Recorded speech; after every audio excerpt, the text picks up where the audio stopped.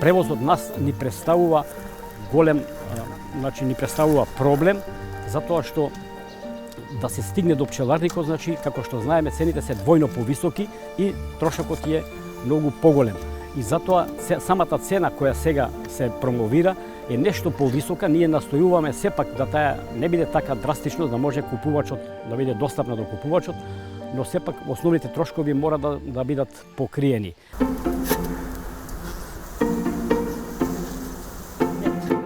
Со мед, а тоа е за зимата. Ова е мед.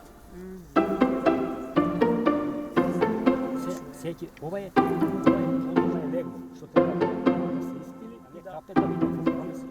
Сведоци сме на енормно ниски температури и тоа во време на вегетација, тоа е во април месец, кога сите овошки цветаат и тогаш може да падне, не може, него има снег и ниски температури некаде далеку испод нулата, што значи негативно се одвива на нектарењето кај пчелите, а тоа се првите знаци кога пчелата треба добро да се развие.